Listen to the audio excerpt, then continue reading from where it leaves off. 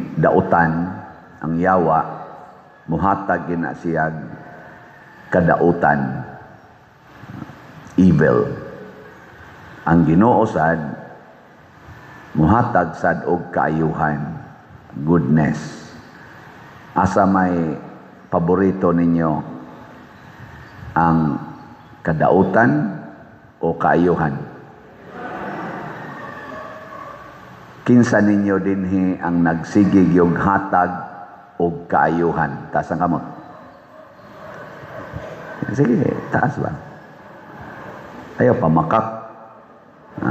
Wa katunga. Kanang wa mo isa, kadautan na inyong gihatag. Mauna, ang kaning mga dautan, ang ilang gamiton aron maluwas or matuman ang ilang dautang tumong, kwarta o bulawan. Ang gamiton sa taong matarong or buutan na maghatag og kaayuhan, mao ang iyang dugo, lawas og dugo. Muna si Jesus, kay siya man ang the supreme good niya nagpakatao, matod pas unang pagbasa, wa ta niya luwasa pinaagig kwarta og bulawan, iya tang giluwas pinaagi siyang bililhong dugo.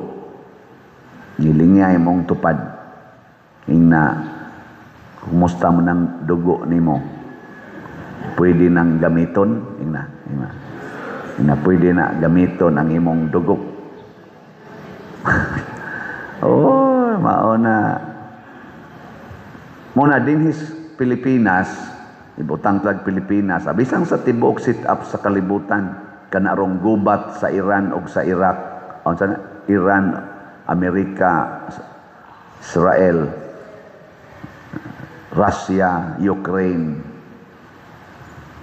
Hapit na sad kuno ang sa to China o Taiwan, sa kanay lang gingon. Pilipinas batoy kontra. Kanang gubat sa kalibutan o kining away ros politika dinhis ato, nasukad na tao ko, marsyalo man to nga sikat kay atong marsyalo pagka dako-dako na nako, hangtod na lang yun nga karon ang sikat na sad kayo kanina sang korupsyon, porting sikata og drugas. Mao na nga mag-away gining kwarta og bulawan versus kamatuoran og kaayuhan. Nya daghan kaayo ang mogamit sa kwarta og bulawan. Daghan. Nya kay daghan man mahimo silang sikat og gamhanan. Ngay karon sa ato sa Pilipinas, kinsa may mas lig-on og tingog, kanang pobre o kanang kwartahan? Kusgan. O kana, o na. Sa panahon sad ni Hesus, ang kwarta sad tuas mga pari og sa mga leader sa katilingban, mga parisiyo o mga magtutudlo sa balaod, tuan nila ang kwarta. Si Hesus ang gidaan niya kamatuoran. Ang kamatuoran sa pulong sa Ginoo, gigamit ang kwarta, patay si Hesus. Nya kanisang atong patron Santiago, iya igsuon si Juan, mga ambisyosom sa gayo. Diha nang mura na gyud klaro na kay nga si Jesus padong na gyud patyon, kay galakaw na sila padong sa Jerusalem, anti sikreto sa day, otro sa mga buangon sa ni. Mura bag mao man ang kinaiyas mga buangon kana bang muuna ka ba kanang bahala na mo dihag, basta ako masiguro gyud ko. Mao na. O to nga, 12 man sila kabuok ang gipili gid ni Hesus, silang duhang mo nagsuon ning kuan gyud, ning sikreto gyud, honghong. Lord, ana ba kami bang? Kay gasalig tingali to kay si kanis Santiago, pirmi maning dad-on ni Hesus og asa siya magmilagro niya. Si Juan gitawag sa pinangga nga disipulo or apostoles. So mura bag dool gid sila sa dughan ni Hesus ba? Gipahimos lang dayon. Kana bitang suod sa pare, mao man sa ni mohong sa pare. Padiyang kana na. Niyang katong lagyo magsip nasa day sip-sip sa buang, sip-sip sa buang. Ana unsa to dito no? Akan na sang duol sa presidente karon, duol sa presidente. Amo sa nay magsigig honghong. Ana ato. Pero si Jesus kay kamatuoran man dili madag honghong Ingos Jesus. Unsa na inyong hangyo? Sa palingkura sa mi dito niya inig lingkod nimo dito sa imong trono. Ingos Jesus niya mo mo sa kupas pag-antos nga akong agian, maka pabunyag mo, makapakamatay mo sa kamatayon nga akong agian. Adritso dahil ingon, anak mo ginamang ambisyoso. Oh, hindi mo may. Ingnan bitang Jesus. Sige, mao gina inyong role, makahimo gyud mo, pero ang paglingkod sa akong tuo ug sa akong wala dito sa langit, dili na akong pagbuot.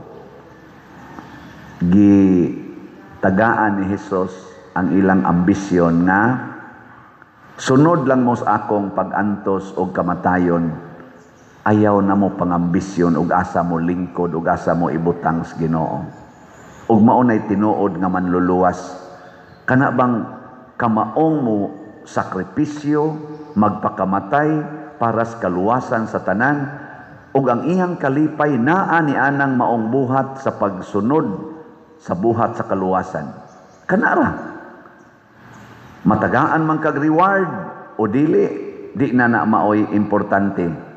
Mao nang ang imong buhat sa pagluwas sa imong isig katao, mao na nay imong greatest reward.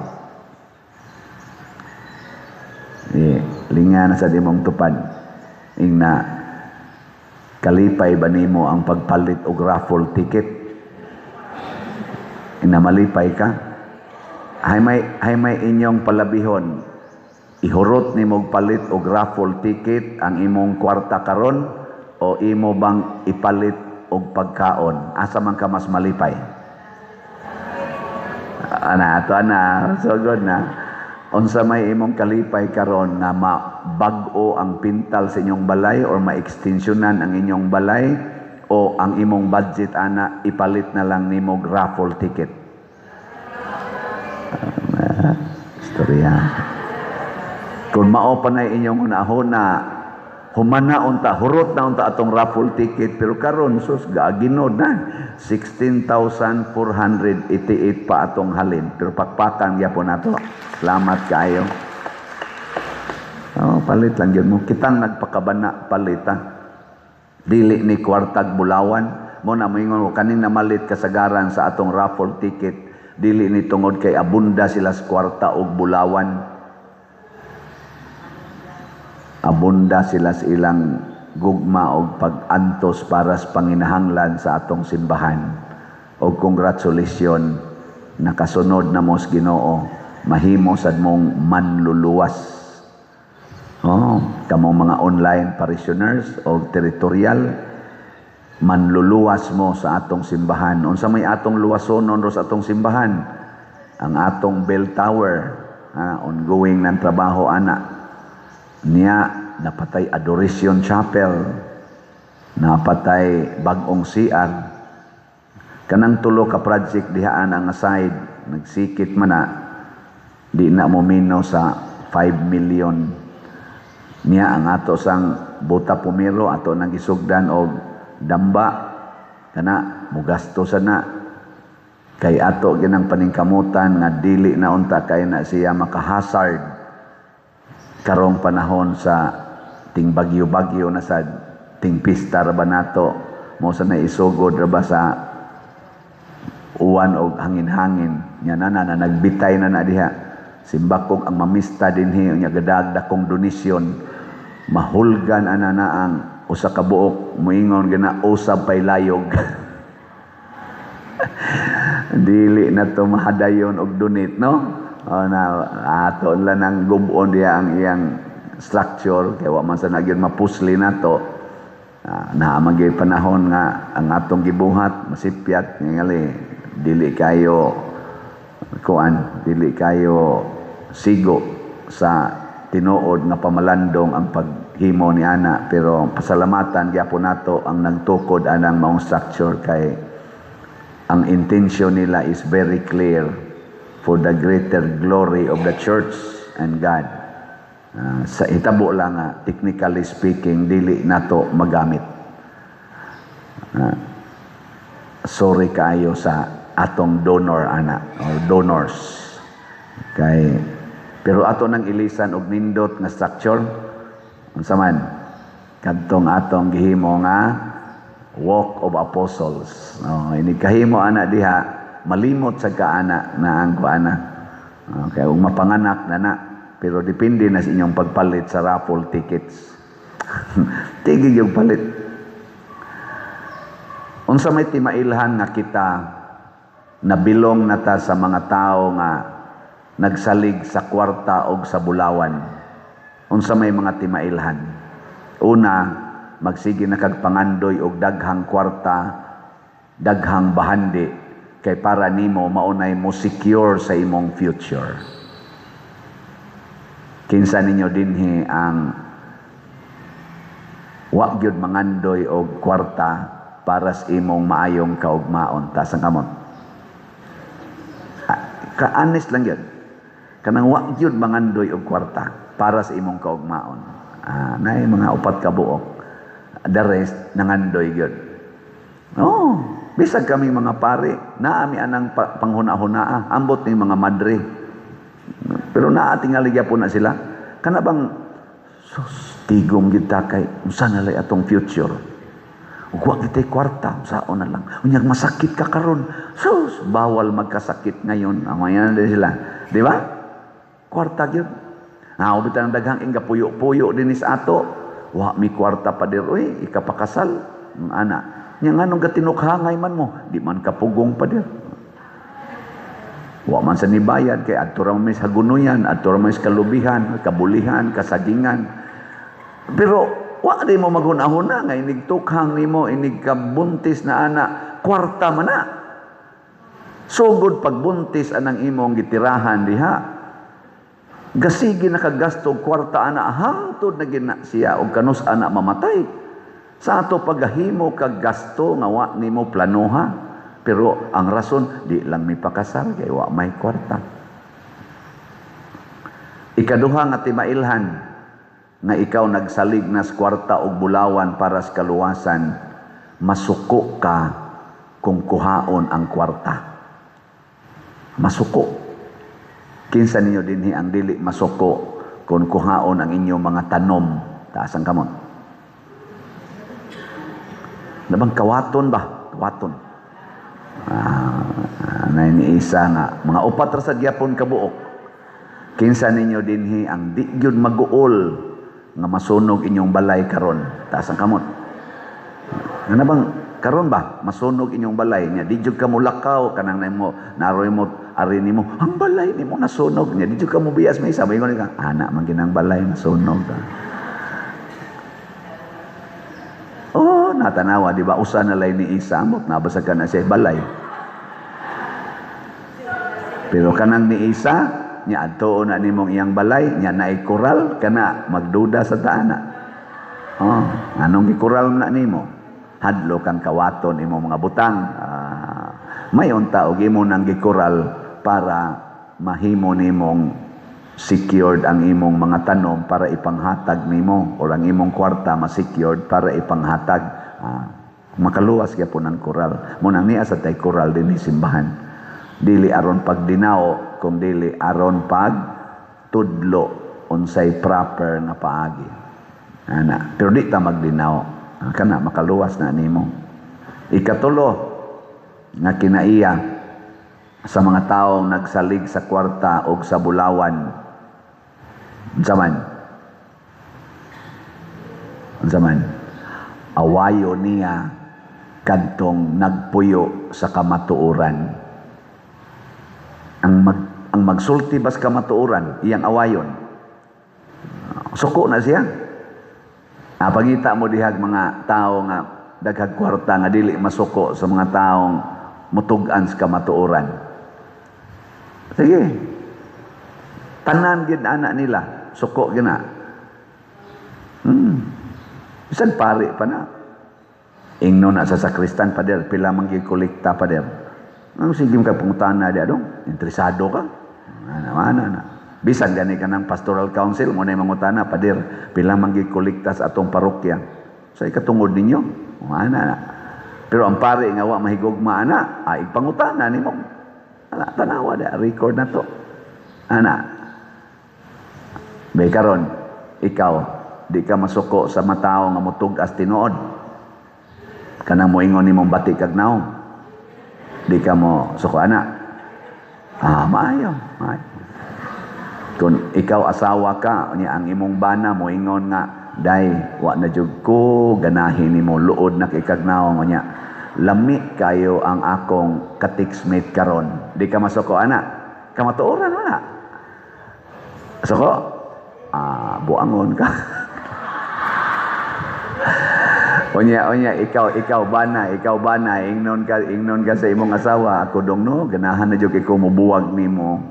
Kay ganahan kay kong father, adtod ko ganahan mo kuyog ana, di ka masakos pare. Nya minister ka. Din ate ka mo simba. Masuko kas kamatuoran. Karon gubot kay atong Senado, ang sentro karos kagubot sa atong mga politisyan naa sa Senate. Ngano man, thanks be to God, na atay mga gitawag og mga brave persons. Sa Congress, 255 kuno ang nibutar aron ma-impeach ang atong Vice Presidente. Mo nang nanarong article of impeachment sa Senate. Gi-impeach na sa Congress. 255 ka congressmen or congresswomen na kanang nibutar. Pero doon ako no yung mga 25 nga wa mubutar. Nibutar sila no. Gitawag to sila congressmen and women brave. Na congressmen and women. 25 brave congressmen. Ang sa Senate, naasa rin bagong majority nga naapilan atong bato, katong dinaganay, atong pagka May 11 dinaganay the race in Senate niya nagpinusilay pa dito kana kunong bag-orong majority gitawag na sana sila the Brave 13 ug sugod atong May 11 hangtod karon mura sila bibingka kayo sa ibabaw, kayo sa ubos, kayo sa kilid. Grabe ang batikos nila. Pulos na sila nanay mga kaso karon. Porting daghanang kaso. O niya, kung doon na sila isulti, tanaw na kus minority, bala yun, react yun, gubuton yun, gubuton. O niya, kay, ibaw, ka-parliamentary role man ang ila diha. Niya, ang mga kasagaran as Brave 13, mga great lawyers man sa dib, may sad kayo sa parliamentary, ang gibuhat atong niaging adlaw, gahapon ba to? Itong isang adlaw ba to? Ni-walk out ang mga minority. O niya, inisog lang yung ilap. Inisog. Niya, ilhan gininimong mga tao nga kana laging kuan. Kana bang nagpuyo Diyos kwarta o sa Bulawan ba? Isog kayo. Pero ang there is dapit sa Brave 13, pinanguluhan ni sanay nga na, Senate President Cayetano, nila ni Marcolita, Jaime Marcos, Ruben Padilla, nila Jinggoy, Timothy, kalma ra gyud kaayo. Pero sakit kaayo ang pulong. Samas pulong ni Congressman Senador Marcolita. Nga na-impress kay ko niya ba? Ingon din siya, inyo kong gipailag kaso para ko muhilom. Di ko muhilom. Magsige ra gyud kog tabi. Inyo kong gipailan og kaso para inyo kong hadlokon, bisag ako na lang usa magbarog, mupadayon kog barog. Inyo kong i-post to the wall, mo-push back yun ko, ginamit ang kamatuoran, balaod, ug ang atong konstitusyon. Ana siya. Nakulan, hinduta. Dili ko muhilom, labi na gyud sa pag-imbestigar ni ining dagko kayong korupsyon. Nya sila maroy member sa Blue Ribbon Committee, pinanguluhan ni Pia Cayetano, igsuon sa na ni Kuan, Alan Cayetano. Nya, kuan man sa gay na, balaod man yun. Unya, ang assistant ron niya kay si Rodante Marcolita man tingali, nya naa sila diha, Amy Marcos, Ruben Padilla, uban pa, pulos-pulos na gyud na kaso na sila ron. Kay nga naman, ang ilag yung imbestigahon ang corruption, hain ang trillions. Ug naukay ang mga na-involved sa trillions. Murag yun katong gahapon nagtangtang mi sa atong kisame diha sa dining hall sa pari diha sa atong kumbinto. Lata naman kay ito, lata na gyud kayo nya manimaho ng ihi sa ilaga nya gakunot-kunot na ba nato ato ng ilisan kay maabot ra ba atong pista. Pagbungkag nagkabungkag gay yung ilaga pastas ilaga gakabuag dagan bisag asa na lang dagan mga ilaga. Kay nabungkag na ang ilang gipuy-an karon paglingkod aning Blue Ribbon Committee tan-aw na ko sa mga involved madiri man sa Congress dito sa executive diri sa Senate murag mga ilaga nga ukay gid sila maayo nga ukay hala kay muukab naman sila ang Blue Ribbon Committee sa investigasyon hain gid ning kwartaha kinsa gid nakabenepisyo ani. Oy, ang mga naas Blue Ribbon Committee gipangkasuhag plunder. Sila nga nagbuhat sa plunder, maoy ni kaso og plunder. Mausa na si Jesus gikasuhan sa mga buangon bisag siya mo'y pinakabuutan. Pero unsa may statement nga akong nadungog nanindot kay pagkahimo ni Marcolita sa iyang privilege speech, di ko ka tukib kayo pero naganahan lang ko siyang giingon ba. Kinahanglan yung imbestigahon ng korupsyon kaysa flood control nga korupsyon gikawat ang seguridad sa katawhan maunang nangalumos na sila sunang ana sa pangawat sa DepEd gikawatan nimo classrooms ang mga estudyante nang ana classrooms imagine 65,000 classrooms ang kuwang nato kuno tibok nasod nya last year ang nahimo 22 classrooms ra pero ang budget trillion para sa DepEd nahurot ang trillion 22 classrooms ra nya 65 classrooms unta ang himuonon sa ako lang ang nadungog posible sang sayop ko pero mao mo'y akong nadunggan sa ilang analysis naam na social media ug di na tinuod mo na roy ukban sa Blue Ribbon nya ningon pag Rodante Marcolita sa imong sa kawat sa PhilHealth imong gikuhaag tambal ang mga masakiton so nang kana og sa imong pagkawat sa farm to market roads imong gidaog-daog o gikawatan ang mga pubring mag-uuma di mo kakuanan na kana lang upat akong na dunggan ngilo na kay nastanan oy nya ang ilang gikawat dili lang billions ang total ani trillions nya wala na gitabunan ginalag ngayon kinsay mo ukab ana pusnga gyud ka si Kristo giukba niya ang kabuang sa mga pari niadtong iyang panahon ang kabuang sa mga magtutudlo sa balaod sa iyang panahon, iyang giukban, nalansang siya sa cross. Unsa man sa inyo rong buhaton, ukbi ang inyong pitaka. Ug nahibaw na mo unsay sunod, no? Sige, manin